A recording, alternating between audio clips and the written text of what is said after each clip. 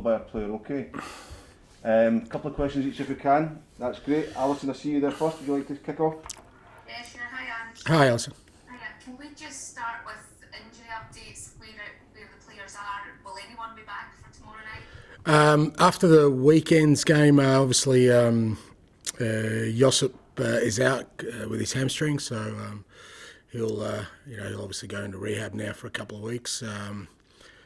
Who else was there? McCarthy's okay. He's recovered from his knock. Everyone else got through okay. In terms of the ones coming back, we've had Cal's trained today. Kyogo trained a little today, and Georgios trained today. But I'm not really sure about tomorrow yet. We'll have to wait and see. Obviously, they haven't done a hell of a lot of training.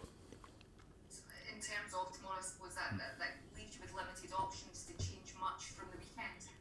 Yeah, I think so. I mean, that's kind of the cycle we've been in, so I don't expect we'll make too many changes tomorrow night. Like I said, obviously Josip's out, so and James has recovered, so we'll just have to see what we do with those positions. Okay, Ronnie. Does it feel sometimes, Ange, like you just need a break? I mean, with Joseph now out as well, I mean, these are coming at you thick and fast, really, aren't they? Yeah, but it is what it is. I mean, we are going through a challenging period, and I don't think that's me trying to paint some sort of bleak picture. It's just the situation we're in. We haven't really had a chance to settle since the beginning, really, because the first phase we were bringing guys in and literally playing them without training, and then this second phase we've been hit pretty hard with injuries. But these things will happen during the season. For some clubs it happens at the start, others in the middle, others at the end. I mean, we just got to get through this period, and with the knowledge that when we do get everyone back on deck, and because we're missing significant players, it's not just the injury, and we're missing significant players in certain areas of the park, which exasperates the problem, because pretty well chronicled, particularly in the front third, that we guys like Jota and particularly Liel have just have to back up game after game after game, which is not ideal. In terms of the Bayer game, it's obviously a huge prospect in store. In terms of the outlook in this group, does it add more pressure this time because of the Betis result, or do you see it as a long way to go still?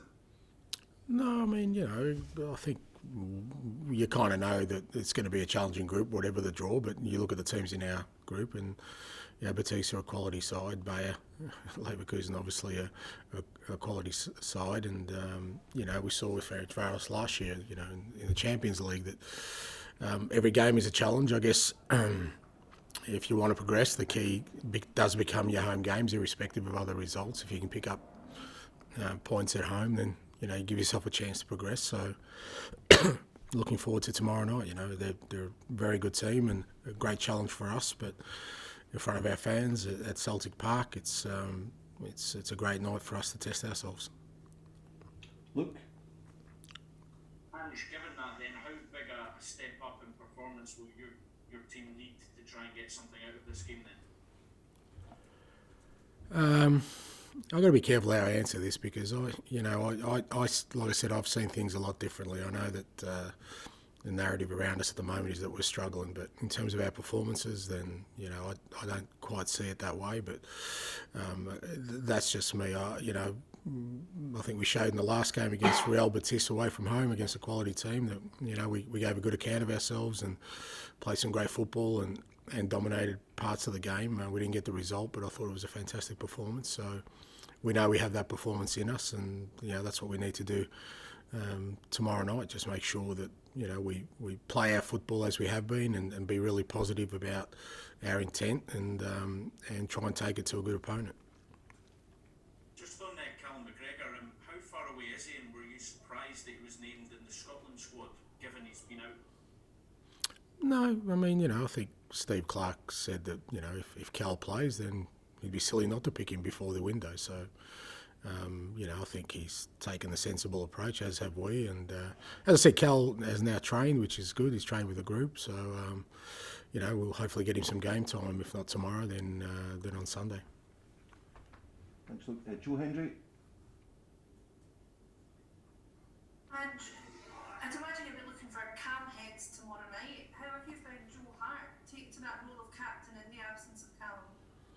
Yeah, I think he's been great. He's he's obviously a very experienced guy, and but he's new to the club, and he's been really sort of respectful of the fact that he's just come to this football club, but he also understood when we brought him in that one of the reasons was his experience. It's we're still the teams we're putting out at the moment are still very young in terms of experience, in terms of age, in many respects. So having someone like Joe who's played at the highest level certainly helps, and I think he's doing a good job. I wanted to ask you as well about a comment that you made earlier in terms of the league. You said we call things early here. Have you found that immediate pressure that's kind of thrust upon you when a points gap starts to open up a bit unwarranted? No. Look, to be honest, the only thing that I don't sort of like is the condescending nature of the questions, that somehow I don't understand that if we don't win games of football, or I just understand the magnitude of the football club, that somehow I'm in charge of this sort of rebuild and I've got no idea what the ramifications are if I don't get it right. And maybe that's the intent. Maybe people just want to be condescending. That's up to them. In terms of pressure or criticism or scrutiny, that's fair enough. That's what people who are passionate about the game will do when they analyse a team, and I've got no issue with that. In terms of calling it early, I see no reason why you'd be declaring somebody a champion in September when you've got 30 odd games to go. Okay. Gabriel? Just going back to the team there, you said that the performances have been reasonably positive, and there's no doubt, just looking at Sunday's game, you created loads of chances. Is it just kind of the cutting edge in the final third that's lacking at the moment? Do you think that's the only difference?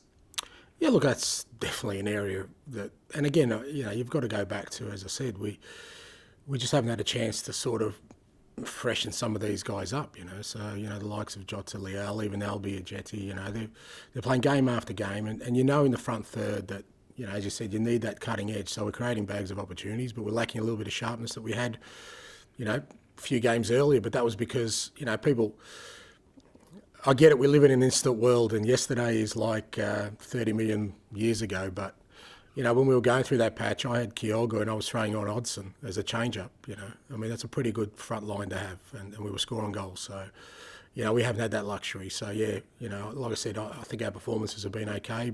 Definitely in the front third, we've just lacked a little bit of energy, I think. But that's, again, it's understandable considering the load we've put on the players we've got there.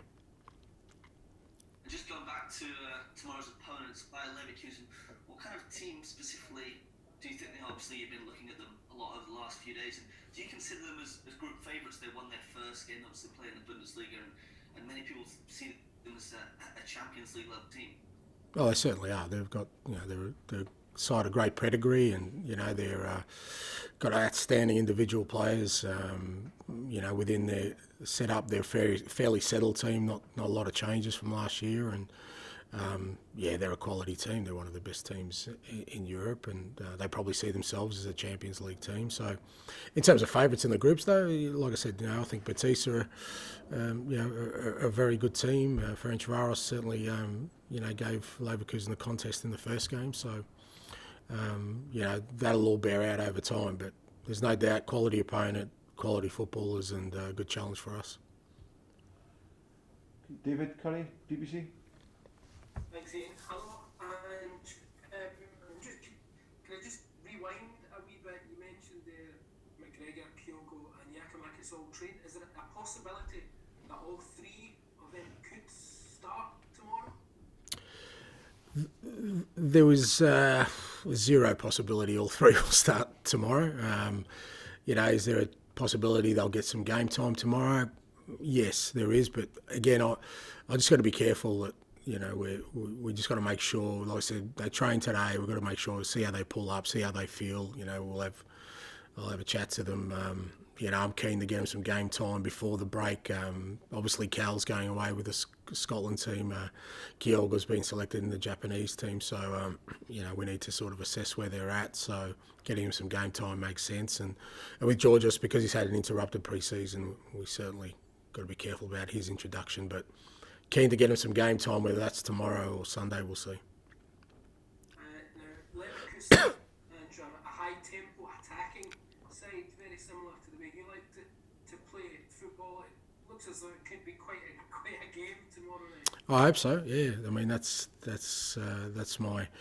my hope, and you know we want to take it to them, and they're going to certainly take it to us. So we're going to get tested, and yeah, hopefully it's a great sort of game of football for our supporters to sort of get excited about, and you know hopefully we play our part in that.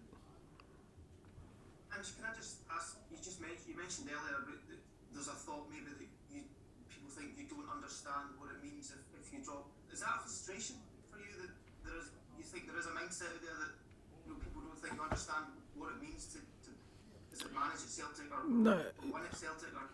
Like I said, it's not a frustration. It's just like if the intent is to be condescending towards me and who I am in my career, then I guess they're achieving their point.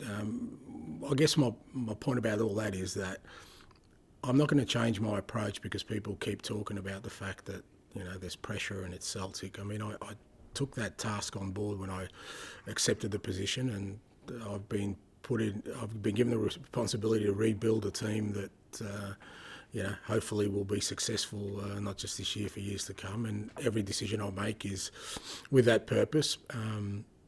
But I don't do that, living in some bubble where I don't realise that if it doesn't go well, that the responsibility won't lie with me. I totally understand that. So why people would think that, as I said, that. I don't think people think that. I just think, like I said, I think some people, not all, some people have been fair with their criticism, scrutiny, but I think some people just want to be condescending towards me. They have been from day one. They probably don't think I deserve to be in this spot, and that's fine. I mean, it's kind of neither here nor there for me. We'll take it. Ronnie, sorry. Ronnie, any other questions? Anyone who's not had a chance? Sorry if I missed anyone. Apologies. PA? No? All good, sorry, we'll get to it. Thanks. Thanks, guys. Cheers.